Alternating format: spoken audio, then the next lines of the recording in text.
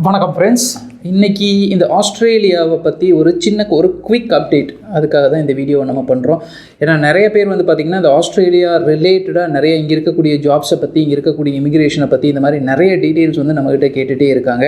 இந்த வீடியோ எதுக்காக அப்படின்னு நம்ம பார்த்தோம் அப்படின்னா, இப்போது இந்த ஜூலை 1ஆம் தேதி, இப்போ நம்ம ஜூலை மந்தில் இருக்கோம். இப்போ அந்த வீடியோ எடுக்கிறது பார்த்திங்கன்னா ஜூலை மந்த். ஸோ இந்த ஜூலை மந்த் 1ஆம் தேதி 2024 பார்த்திங்கன்னா இந்த இமிக்ரேஷன் ப்ராசஸில் ஆஸ்திரேலியா நிறைய சேஞ்சஸ் பண்ணியிருக்காங்க.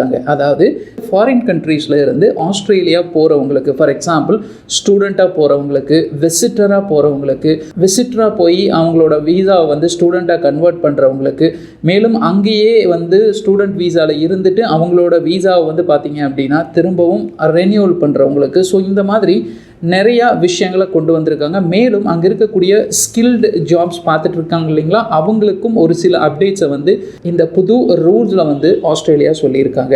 அதாவது பொதுவாக காமனாக நம்ம பார்த்தோம் அப்படின்னு பார்த்தீங்கன்னா, இதுக்கு முன்னாடி ப்ரீவியஸ் இயர்ஸ் கூட கம்பேர் பண்ணுறப்ப இந்த 2024 பார்த்தீங்கன்னா அவங்களோட ரூல்ஸை பார்த்தீங்கன்னா அதை இமிக்ரேஷன் ரூல்ஸை கொஞ்சம் டைட்டன் பண்ணியிருக்காங்க அப்படின்னு தான் நம்ம சொல்லணும். ஸோ இது எதுக்காக அப்படின்னு சொல்லி பார்த்தோம்னா, நிறையா இமிக்ரெண்ட்ஸ், அதாவது ஆஸ்திரேலியா ஃபார் எக்ஸாம்பிள் இந்தியாவிலேருந்து போகிறவங்களும் பார்த்திங்கன்னா ஆஸ்திரேலியாவுக்கு இயர் ஆன் இயர் இன்க்ரீஸ் ஆகிட்டே இருக்காங்க.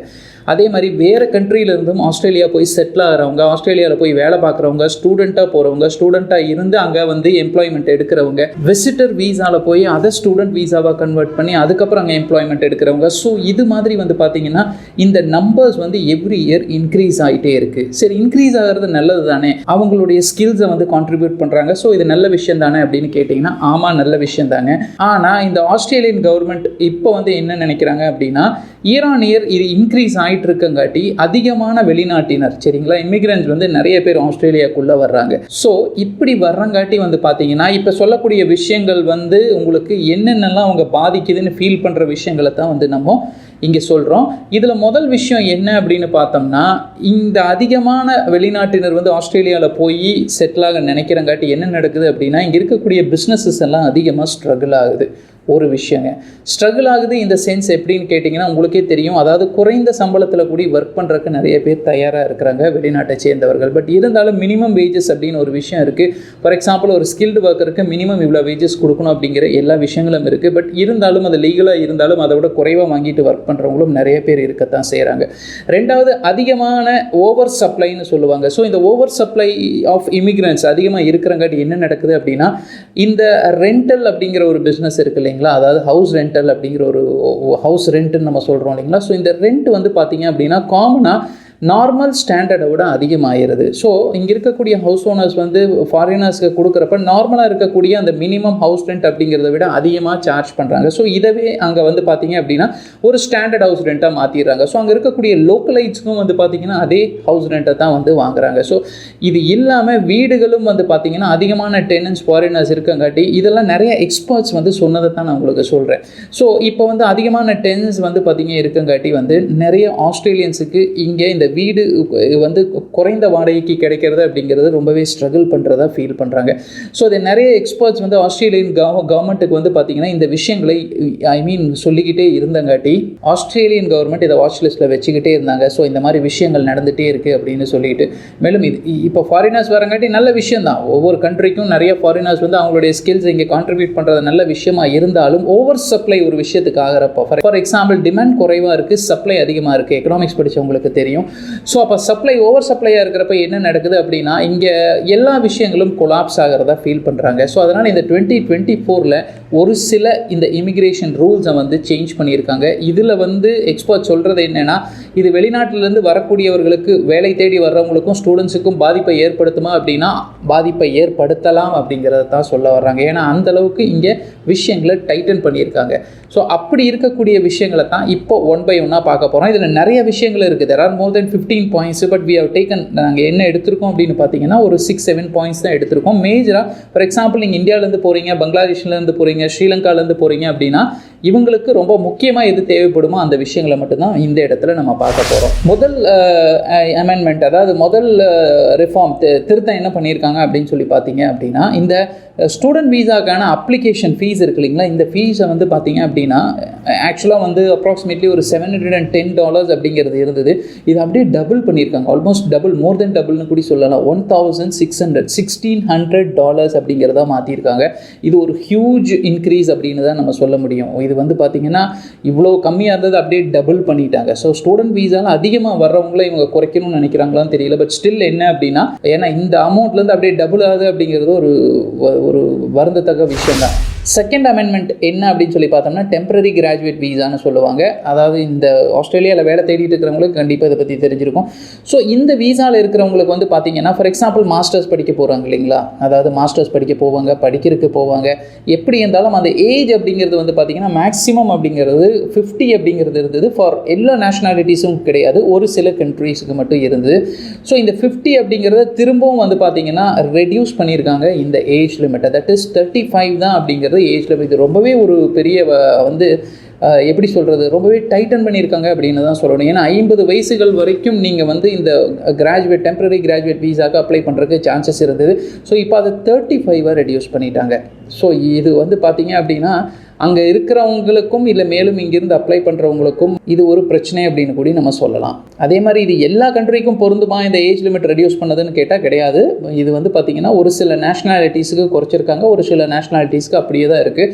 ஸோ இதோடைய அஃபீஷியல் வெப்சைட், ஆஸ்திரேலியாவோட இமிக்ரேஷன் அஃபீஷியல் வெப்சைட்குள்ளே போனீங்கன்னா இது இன்னும் டீட்டெயிலாக கூட நீங்கள் பார்த்து தெரிஞ்சுக்கலாம். உங்களுக்கு ஒரு ஐடியாக்காக நான் இதை சொல்கிறேன். அண்ட் தேர்ட் ரெஃபார்ம் என்னென்னு பார்த்தோம் அப்படின்னா, உங்களுக்கு இந்த விசிட்டர் வீசா இங்கே ஒரு ஆப்ஷன் இருந்தது ஆஸ்திரேலியாவை பொறுத்தளவுக்கு. உங்களுக்கு தெரிஞ்சிருக்கு என்னென்னா, விசிட்டர் வீசாவில் போயிட்டு நீங்கள் அங்கே இருக்கக்கூடிய எஜுகேஷன் சிஸ்டம் உங்களுக்கு ரொம்ப பிடிச்சிருந்தது அப்படின்னா அந்த விசிட்டர் வீசாவை நீங்கள் ஒரு education visa, that is student வீசாவை நீங்கள் கன்வெர்ட் பண்ணுறதுக்கு ஆப்ஷன் இருந்தது.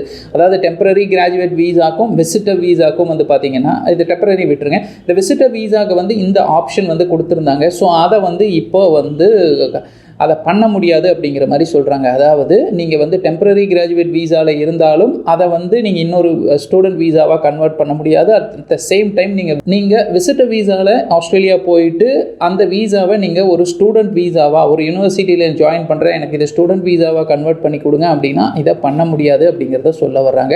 தட் இஸ் ஆன் ஷோரில் நீங்கள் பண்ண முடியாது அப்படிங்கிறாங்க. On sure is nothing but நீங்கள் ஆஸ்திரேலியாலேயே இருந்துக்கிட்டு இந்த வேலையை பண்ண முடியாது. தட் நீங்கள் வந்து ஆல்ரெடி யூஆர் இன் ஆஸ்திரேலியா, சரிங்களா, ஒரு விசிட்டர் வீசாவில் நீங்கள் ஆஸ்திரேலியாவில் இருக்கீங்க.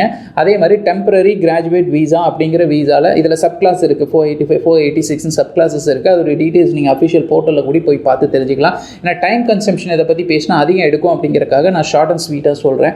ஸோ இந்த வீசாவை ஆன் ஷோரில் நீங்கள் பண்ண முடியாது, பட் ஆஃப் ஷோரில் நீங்கள் ட்ரை பண்ணலாம். ஆன் ஷோர் இந்த சென்ஸ் என்னென்னா, when you are in Australia, that is you are in ஆஸ்திரேலியாவை இருக்கிறப்போ நீங்கள் இதை வந்து விசிட்டர் வீசாவை ஸ்டூடெண்ட் வீசாவாக கன்வெர்ட் பண்ண முடியாது. டெம்பரரி கிராஜுவேட் வீசாவையும் வந்து பார்த்தீங்க அப்படின்னா வேறு வீசாவுக்கு யூ கேனாட் சேஞ்ச் இட் அப்படிங்கிறதையும் நீங்கள் தெரிஞ்சுக்கோங்க. இதுவும் ஒரு மெயின் பாயிண்ட் தான். அதாவது நெக்ஸ்ட் வந்து பார்த்தீங்க அமெண்ட்மெண்ட் என்னென்னா, temporary skilled migration income threshold அப்படின்னு சொல்கிறாங்க இல்லைங்களா. அதாவது ஒரு சில ஸ்கில்டு ஒர்க்கர்ஸுக்கான அந்த இன்கம் அப்படிங்கிற ஒரு மினிமம் இன்கம்மை வந்து பார்த்திங்கன்னா இன்க்ரீஸ் பண்ணியிருக்காங்க கொஞ்சம். தட் இஸ் த மினிமம், சரிங்களா. அப்படி இருக்கிறத வந்து இன்க்ரீஸ் பண்ணியிருக்காங்க. அது ஒரு நல்ல விஷயம் அப்படின்னு கூட சொல்லலாம். ஒரு இயர்லி வந்து ஆனுவல் பேக்கேஜாக $70,000 அப்படிங்கிறது ஒரு $73,150 அப்படிங்கிறதா வந்து இந்த ஸ்கில்டு இமிக்ரேஷன். இது நிறைய வந்து உங்களுக்கு வேரி ஆகும், ஸ்கில் டு ஸ்கில் உங்களுக்கு வேரி ஆகும். இது ஒரு சின்ன விஷயம் வந்து பாசிட்டிவாக இருந்தங்காட்டி இது உங்களுக்கு சொல்கிறேன் நான்.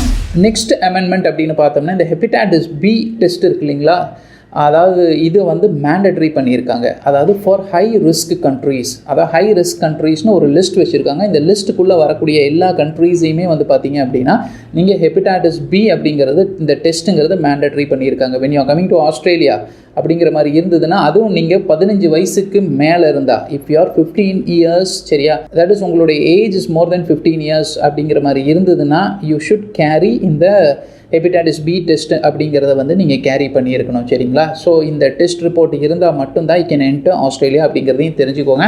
அதுவும் எல்லா கண்ட்ரீஸ்க்கும் கிடையாது, அதையும் தெரிஞ்சு வச்சுக்கோங்க. ஹை ரிஸ்க் கண்ட்ரீஸ், அது இந்தியா இருக்கா உள்ள நான் இன்னும் செக் பண்ணல, பார்த்துட்டு நான் உங்களுக்கு வேணா டிஸ்கிரிப்ஷனில் அப்டேட் பண்ணுறேன். இல்லை உங்களுக்கு வேணும்னா நீங்கள் அந்த லிஸ்ட் உள்ளே போய் கூடிய அவங்களோட அஃபிஷியல் போர்ட்டலில் போட்டிருப்பாங்க, நீங்கள் தாராளமாக பார்த்துக்கலாம். அண்ட் நெக்ஸ்ட் அமெண்ட்மெண்ட் அப்படின்னு சொல்லி பார்த்தீங்கன்னா இந்த இங்கிலீஷ் ஸ்டாண்டர்ட்ஸ் இருக்கு இல்லைங்களா, அதை இன்னும் கொஞ்சம் கூடி டைட்டன் பண்ணியிருக்காங்க. ஃபார் எக்ஸாம்பிள் வந்து இப்போ ஒரு சில இண்டஸ்ட்ரீஸ்க்கு அதாவது இந்த ஐஎல்ஸோட பேண்ட் வந்து பார்த்தீங்க அப்படின்னா உங்களுக்கு 6 அப்படிங்கிறத வச்சுருக்காங்க. ஒரு சில கேட்டகரிஸ்க்கு 7 ஈச் அப்படிங்கிறத வச்சுருக்காங்க. ஸோ இந்த ஐஎல்ஸோடைய பேண்ட் இந்த ஸ்கோர் இருக்கு இல்லைங்களா, இதை வந்து இன்னும் கொஞ்சம் கூடி டைட்டன் பண்ணுவாங்க அப்படிங்கிற மாதிரி தான் எல்லாருமே ஃபீல் பண்ணுறாங்க. எக்ஸ்பர்ட்ஸ் சொல்கிற விஷயத்த நான் உங்களுக்கு சொல்கிறேன். ஸோ இதை வந்து இன்னும் கொஞ்சம் கூடி அவங்களுடைய ஓவராலாக என்ன சொல்லியிருக்காங்கன்னா, they are actually tightening the English அந்த ஸ்டாண்டர்ட்ஸ் அப்படிங்கிறத லாங்குவேஜ் ஸ்டாண்டர்ட்ஸை இன்னும் கொஞ்சம் டைட்டன் பண்ணுறதா சொல்லியிருக்காங்க. மேபி இந்த ஸ்கோர்ஸ் இன்க்ரீஸ் ஆகிறதுக்கும் உங்களுக்கு சான்சஸ் இருக்குது. ஸோ அதனால் நீங்கள் in case if you're entering and you're studying IELTS அப்படிங்கிற மாதிரி இருந்தது அப்படின்னா ட்ரை டு ஸ்கோர் மோர் அப்படிங்கிறது தான் நான் சொல்லுவேன். ஏன்னா இதை டைட்டன் பண்ணுறப்போ அவங்க அந்த ஸ்கோரை அதிகமாக எதிர்பார்ப்பாங்க. ஸோ இவ்வளோ விஷயங்கள்லாம் சொன்னது ஒரு 6 to 7 அமெண்ட்மெண்ட்ஸ் தான் நான் சொல்லியிருக்கேன். இது இல்லாமல் there are more than இன்னொரு 6 to 7 இருக்குது. ஸோ இது என்ன அப்படின்னா, இது இல்லாமல் இன்னும் வந்து உள்ள ஜாப், அதாவது ஆஸ்திரேலியாவை பொறுத்தளவுக்கு எப்படின்னா, இங்கே வேலை தேடி வர்றவங்க ஸ்டூடெண்ட் வீசாவில் வர்றாங்க, மாஸ்டர்ஸ் படிக்கிறதுக்கு வர்றாங்க, ஸ்டூடெண்ட் வீசாவில் வந்துட்டு அவங்க எம்ப்ளாய்மெண்ட்டாக அதை கன்வெர்ட் பண்ணுறாங்க. இங்கே படிச்சுட்டு அதுக்கப்புறம் வந்து உங்களுக்கு அதை படிச்சுட்டு உங்களுக்கு போஸ்ட் ஸ்டடி உங்களுக்கு ஒரு டைம் இருக்குது இல்லைங்களா, ஸோ அந்த டைமை யூட்டிலைஸ் பண்ணிவிட்டு they are getting their employment. So இந்த மாதிரி விஷயங்களை வந்து முதல்ல நிறையவே ரொம்ப ஃப்ரெண்ட்லியாக இருந்தாங்க. ஆஸ்திரேலியாவை பொறுத்தளவுக்கு ஒரு ஃப்ரெண்ட்லி கண்ட்ரி, இப்போவுமே ஃப்ரெண்ட்லி கண்ட்ரி தான். பட் ஸ்டில் என்னென்னா இந்த மாதிரி ரூல்ஸ் அண்ட் ரெகுலேஷன்ஸை வந்து பார்த்தீங்க அப்படின்னா நிறையவே டைட்டன் பண்ணுறாங்க. அதுவும் எஸ்பெஷலி ஃபாரின் இமிகிரன்ஸை ரொம்ப அதிகமாகவே டைட்டன் பண்ணுறாங்க. ஸோ ஏன் அப்படின்னா அதிகமான சப்ளை அவங்களுக்கு இருக்குது சரிங்களா. அதிகமான சப்ளை இருக்கங்காட்டி அங்கே இருக்கக்கூடிய லோக்கலைட்ஸ் ரொம்ப ஆஸ்திரேலியன்ஸ் வந்து அதிகமாக சஃபர் ஆகிறதா அவங்க ஃபீல் பண்ணுறாங்க. ஸோ அதனால் இந்த ஸ்டாண்டர்ட்ஸை இன்னும் கொஞ்சம் கூடி இம்ப்ரூவ் பண்ணி டைட்டன் பண்ணுறாங்க. இது நல்ல விஷயம் தான், இல்லைன்னு நம்ம சொல்ல முடியாது. பட் ஸ்டில் என்னென்னா நம்மளை இன்னும் கொஞ்சம் கூடி நம்ம இம்ப்ரூவ் பண்ணிட்டோம் அப்படின்னா நமக்கு இந்த மாதிரி ஜாப் கிடைக்கிறது, இந்த இடத்துல ஜாப் கிடைக்கிறது ரொம்பவே ஈஸியாக இருக்கும். ஸோ நீங்களும் ஸ்டூடெண்ட் வீசாவில் போய் எம்ப்ளாய்மெண்ட் வாங்கணும்னு நினச்சிட்டு இருக்கீங்க, இல்லை விசிட்டர் வீசாவில் போய் அந்த விசிட்டர் வீசாவை வந்து நான் ஸ்டூடெண்ட் வீசாவை கன்வெர்ட் பண்ணணும்னு நினச்சிட்டு இருக்கேன் அப்படிங்கிற மாதிரி இருந்ததுன்னா இதை ஆன்ஷோரில் பண்ண முடியாதுங்கிறத தெரிஞ்சுக்கோங்க.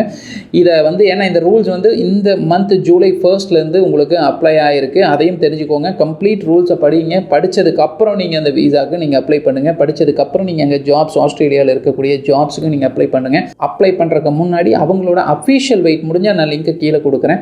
அஃபீஷியல் வெப்சைட்டில் போய் கம்ப்ளீட்டாக டீட்டெயிலாக நீங்கள் படித்து பார்த்ததுக்கப்புறம் நீங்கள் வந்து try அப்ளைங் for jobs and try அப்ளைங் for உங்களுக்கு ஸ்டூடெண்ட் வீசாவுக்கு நீங்கள் அப்ளை பண்ண ட்ரை பண்ணுங்கள் ஃப்ரெண்ட்ஸ். ஸோ இந்த ஒரு குயிக் அப்டேட்டை தான் உங்களுக்கு நான் கொடுக்கணும் அப்படின்னு நினச்சிட்டு இருந்தேன். மேலும் வந்து பார்த்தீங்க அப்படின்னா இதோடைய கம்ப்ளீட் இன்ஃபர்மேஷன்ஸ் எல்லாமே கீழே வந்து இந்த alltechinformation.com, that is www.alltechinformation.com அப்படிங்கிற வெப்சைட்டில் கிளியராக எல்லாமே கொடுத்துருக்குறோம். இதோடைய லிங்க்கு எல்லா விஷயங்களும் வந்து பார்த்தீங்கன்னா அந்த வெப்சைட்டில் இருக்கும். நீங்கள் அவங்க அஃபிஷியல் போர்ட்டலுக்கான லிங்க்கும் வந்து இருக்கும், எப்படி பண்ணணுங்கிற ப்ரொசீஜர்ஸும் அதில் இருக்கும். இதுக்கான எல்லா லிங்க்ஸுமே வந்து பார்த்தீங்கன்னா இந்த www.alltechinformation.com அப்படிங்கிற வெப்சைட்டில் கொடுத்துருக்கோம். நீங்கள் தாராளமாக அதில் போய் பார்த்துக்கூடி நீங்கள் கம்ப்ளீட் டீட்டெயில்ஸை நீங்கள் தெரிஞ்சுக்கலாம் ஃப்ரெண்ட்ஸ். நீங்களும் ஆஸ்திரேலியாவில் போய் நல்லபடியாக செட்டில் ஆக எங்களுடைய வாழ்த்துக்கள் ஃப்ரெண்ட்ஸ். Thank you so much.